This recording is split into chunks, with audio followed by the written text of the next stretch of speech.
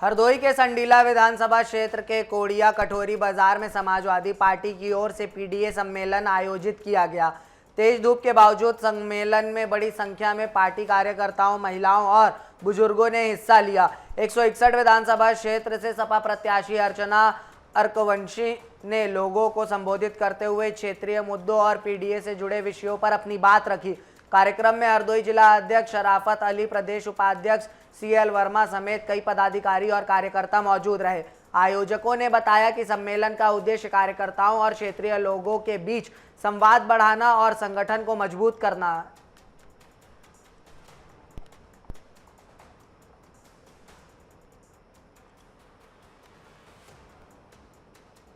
ये रोडें इतनी हैं, सबसे पहले जनता की सेवा करेंगे। रोडें जो इतनी गंदी है उनको सही सुधार करेंगे, लोगों का विकास होगा।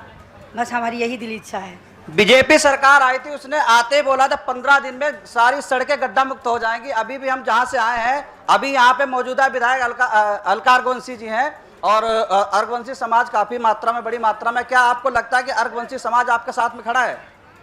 जी बिल्कुल, हमारे साथ में तो बिल्कुल खड़ा है। हमको विश्वास है खड़ा है और आगे भी खड़ा रहेगा। तो इसका मतलब इस बार अलका अर्कवंशी का बिल्कुल मतलब यहाँ पे टिकट अगर होता भी है तो जीत उनकी निश्चित नहीं है कि मतलब वो जीत सकती हैं? देखिए, हम ये किसी को कुछ नहीं कहना चाहते हैं। हम अपनी मेहनत कर रहे हैं, वो अपनी मेहनत कर रहे हैं और टिकट मिलेगा तो जीत तो होगी, हमारी निश्चित है। तो इनके साथ में माननीय प्रत्याशी जी के पति भी खड़े हुए हैं, नीरज पुजारी, इनसे बात करेंगे। पुजारी जी, सबसे पहले प्राथमिकता क्या रहेगी आपके विधानसभा में?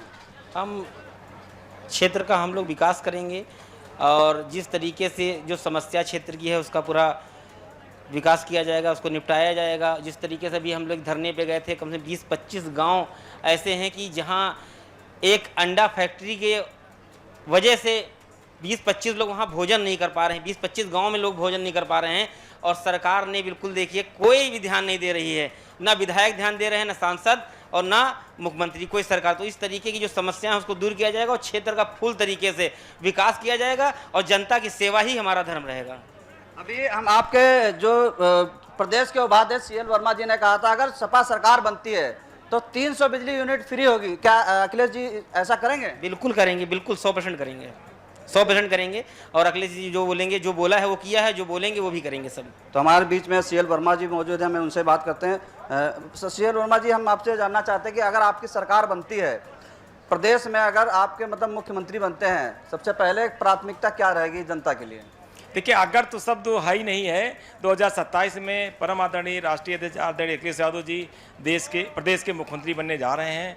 और क्योंकि ये प्रदेश की जनता ने ये ठान लिया है, ये विश्वास कर लिया है कि समाजवादी पार्टी की सरकार जब जब आई है विकास कार्य हुआ है और भारतीय जनता पार्टी जब से आई है तब से विनाश हो रहा है यहाँ का। हमारी बहन बेटियों किस तरह अत्याचार हो रहा है, गैंग रेप हो रहे हैं, कोई सुनवाई नहीं हो रही है। और आप तो यहाँ तक देखिए, मैं समाजवादी पार्टी की तरफ से आसपास के ज़िलों में मैं जाता हूँ, एक डेलीगेशन में जाता हूँ, मैं देखता हूँ वहाँ किस तरह से गैंग रेप होता है और हमारी बहन बेटियों की हत्या कर दी जाती है। भारतीय जनता पार्टी के लोग ही उसमें शामिल होते हैं, लेकिन हमारे महबूब नेता आवाज़ उठाते हैं और जब आवाज़ उठाते तब जो दोषी होते हैं उनके खिलाफ कार्रवाई होती है, उनको सज़ा मिलती है। जंतर मंतर पे जब स्टूडेंट प्रोटेस्ट हो रहा है, अभी झारखंड में मेरा बच्चों पे अत्याचार हो रहा है, क्या सरकार सही कर रही है?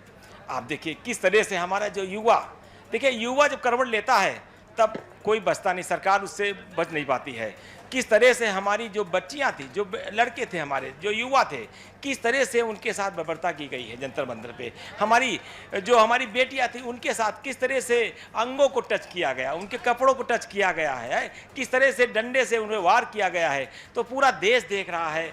वास्तविक निश्चित रूप से जो ये हो रहा है ये पूरा देश जान चुका है। निश्चित रूप से भारतीय जनता पार्टी का अब जाना निश्चित है और 2027 में आप देखिए यहाँ प्रदेश में समाजवादी पार्टी सरकार बनेगी। और जो विकास की बात कर रहे हैं, अभी आपने देखिए भारतीय जनता पार्टी ने कानपुर, लखनऊ से कानपुर का 63 किलोमीटर का एक्सप्रेस वे बनाया। 63 किलोमीटर का उसमें जिसमें 83 जगह डैमेज हुआ और 13 दिन में उसकी तिराही हो गई। ये काम भारतीय जनता पार्टी ने किया। तमाम इस गंगा एक्सप्रेस बना, जिस दिन उद्घाटन प्रधानमंत्री ने किया उसके दूसरे दिन ही क्षतिग्रस्त हुआ। आप जरा सोचिए, इनके काम खोखले हैं, दिखावा हैं, जनता को छलावा कर रहे हैं। जनता समझ चुकी है। आप देखिए अभी किस तरह से इन्होंने हम उत्तर प्रदेश में हमारे शिक्षा के मंदिरों को ताला लगाने का काम किया। जरा बताइए, हमारा जो गरीब बच्चा है, हमारा मजदूर का बच्चा है, जो मजदूरी करता है, पति पत्नी मजदूरी करते हैं, उसके छोटे छोटे 2 बच्चे हैं, उन बच्चों को क्या वो 3-4 किलोमीटर अपने स्कूल को पढ़ाने के लिए अपने बच्चों को स्कूल छोड़ने जा सकता है, स्कूल से ला सकता है? क्योंकि उसको मजदूरी करनी है, उसके अपने परिवार का जीवन यापन भी करना है।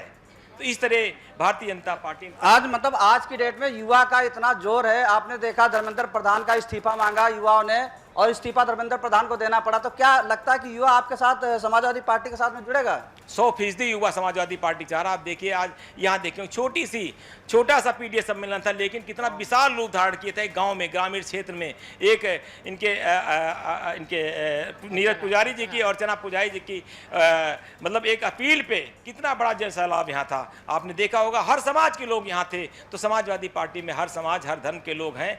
निश्चित रूप से समाजवादी पार्टी में आस्था रख रहे हैं। समाजवादी पार्टी की सरकार स्थापित होगी और चौमुखी विकास होगा। जो विकास की बात कर रहे हैं, आप देखिएगा राष्ट्रीय अध्यक्ष जी ने खाका तैयार कर रखा है कि जो बिजली, आप देखिए गांव में बिजली स्मार्ट मीटर लग गया, उसकी वजह से बहुत दिक्कत हुई लोगों को। तो हमारे राष्ट्रीय अध्यक्ष जी ने निश्चित कर रखा है कि 2027 में जैसे सरकार स्थापित होगी, पहले दिन पहली ही कैबिनेट में 300 यूनिट प्रति घर में मुफ्त देने का काम करेंगे। मुफ्त मतलब कोई घर का, किसी घर में बिजली का बिल नहीं जमा। अगर आपकी सरकार बनती है तो क्या स्मार्ट मीटर हटाए जाएंगे?